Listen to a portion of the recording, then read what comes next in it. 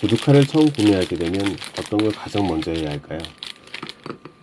물론 칼 상태가 불량은 아닌지 육안상으로 확인해 보는 것부터 해야 합니다. 혹시 유통 중에 칼날 이가 나가거나 휘어져 있거나 손잡이 상태가 나쁘지는 않은지 등등 간단하게 먼저 확인해 보는 것이 좋습니다. 그 다음으로는 칼의 뒷면 평탄화 작업을 해야 합니다. 칼 뒷면은 그냥 밋밋하게 평평한 스타일의 칼이 있고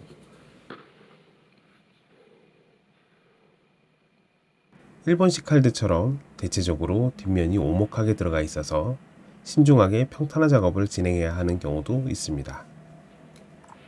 일반적으로 평평한 스타일의 칼은 간단하게 사포나 숫돌에 조금 밀어주는 것만으로 평탄화 작업이 완료됩니다.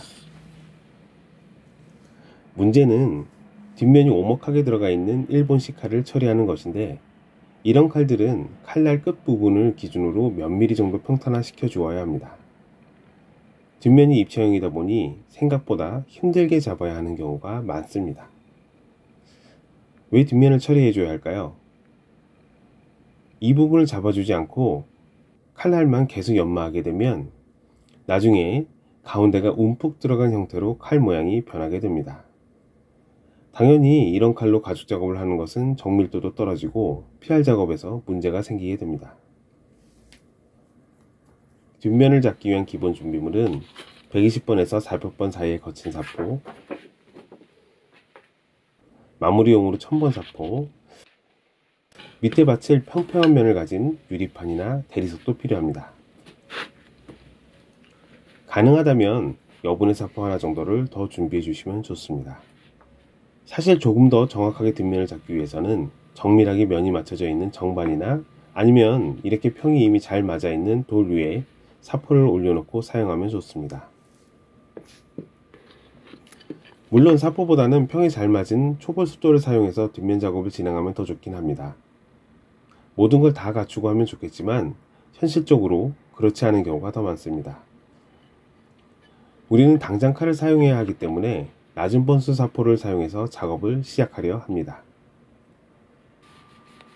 일단 새 칼의 경우 녹번지를 위해 그리스나 방촉류가 도포된 경우가 많으니 한번 닦아줍니다. 평평한 판에 120번 사포를 넣고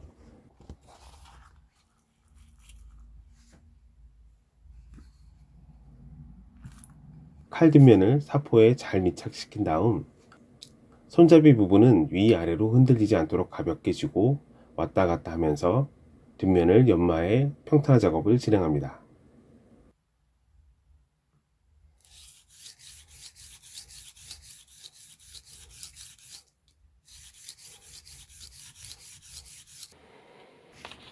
사포 뒷면에 워터프루프 표시가 되어 있으면 물을 살짝 뿌려서 작업하는 것도 마찰에 의해 열이 생기는 것을 완화시켜 줄 수 있기 때문에 좋습니다.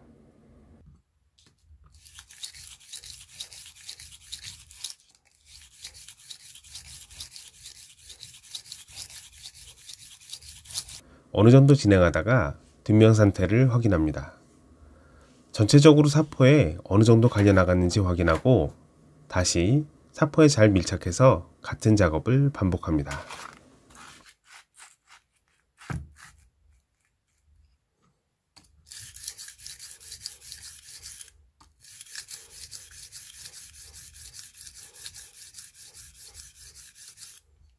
혹시 계속 작업을 했는데 다른 부분은 사포에 갈려서 평이 잡혔는데 유독 끝부분만 아무리 갈아도 잡히지 않을 것 같은 느낌이 들면 굳이 그 부분은 잡으려고 노력하지 않아도 됩니다. 뒷면 중앙 부분이 1~2mm 정도라도 갈려서 잡혀 있으면 일단 평탄화 작업은 어느 정도 되었다고 생각하시면 됩니다. 끝부분 하나까지 다 평을 잡으려고 하다가 심하게 갈아버리게 되면 U자 모양으로 뒷면이 잡히는 게 아니라 칼날을 담당하는 강철 부분을 상단 부분 날려먹는 경우가 생기게 됩니다. 2층 복합강의 경우 칼 연마하기 쉽도록 윗면은 연철, 칼날 부분은 강철로 이루어져 있기 때문에 이 강철 부분이 너무 얇아지면 날 부분의 힘이 떨어질 수 있습니다. 대패날처럼 무조건 뒷면을 정확하게 맞출 필요가 있는 것이 아니다 보니 어느 정도 잡혔다 싶으면 첨번 사포로 옮겨서 작업을 진행합니다. 초벌 연마로 인해 거칠어진 면을 조금 더 고운 사포로 진전시켜주는 역할을 해준다고 생각하면 됩니다.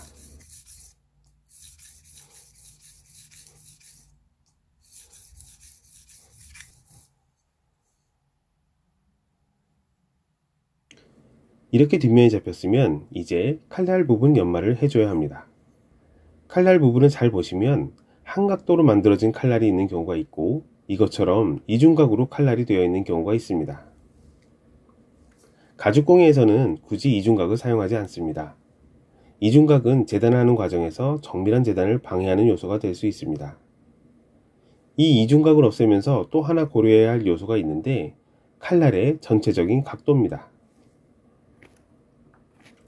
칼날 각도가 너무 저각이면 칼날이 예리하긴 하지만 내구성이 떨어지게 되고 반대로 너무 고각이면 내구성은 좋지만 날의 예리함은 떨어지게 됩니다.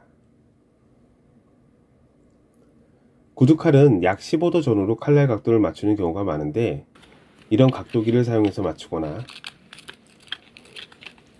이렇게까지 맞추기가 힘들다고 생각되시면 일단 이중각 부분이 아닌 원래 칼날 부분의 각도로 맞춰서 칼 연마를 하시면 됩니다.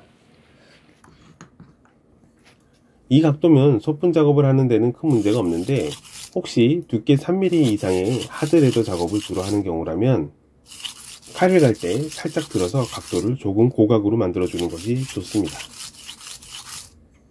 시작은 120번이나 250번 같은 낮은 번수의 사포로 연마를 진행합니다. 칼 연마하는 방법은 사포를 사용하든지 습도를 사용하든지 방법은 동일합니다. 정확하게 각도를 잡고 그대로 위, 아래로 움직이면서 연마를 진행합니다. 자세한 내용은 이전에 올려놓은 구두칼 연마 관련 동영상을 참고해 주시면 됩니다. 뒷면 작업을 할 때는 사포가 그렇게 밀리지 않는데 날 연마 작업을 진행하면 사포가 미끄러운 바닥 때문에 쉽게 밀리는 경우가 발생할 수 있습니다. 이런 경우 여분의 사포 위아래 끝에 양면 테이프를 발라서 바닥에 고정시키고 그 위에 사포를 놓고 연마하면 밀림 없이 연마가 가능합니다.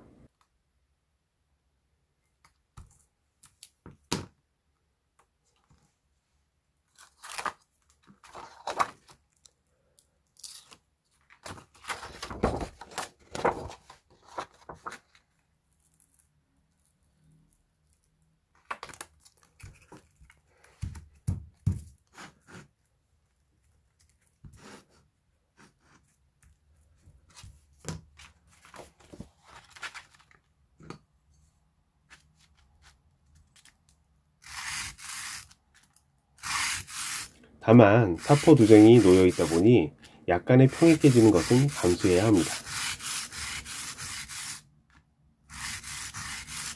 얼마 정도 갈다가 뒷면에 버가 생겼는지 손으로 확인합니다. 버가 생겼으면 뒷면을 사포에 밀착해서 쓱 밀어서 버를 떨굽니다. 이번엔 1000번 사포에서 기본 마무리 연마를 진행합니다.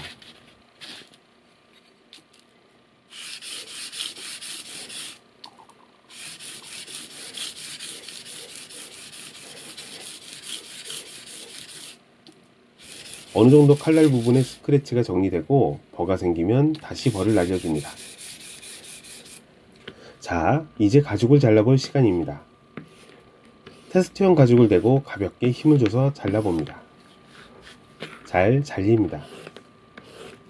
평소에 앞부분만 연마를 하다가 뒷면의 평탄화 부분이 사라지면 그때 다시 뒷면 연마를 해주시면 됩니다. 보통은 뒷면 벌을 떨굴 때 몇 번씩 의식적으로 문질러 주시면 굳이 뒷면을 다시 잡지 않아도 되는 경우가 많습니다. 이런 것들은 반복하다 보면 익숙해지고 익숙해지다 보면 자신만의 방법도 생기게 됩니다. 내용이 도움이 되셨는지 모르겠네요. 이제 마치겠습니다. 끝까지 봐주셔서 감사합니다. 행복한 가죽수공예 하세요.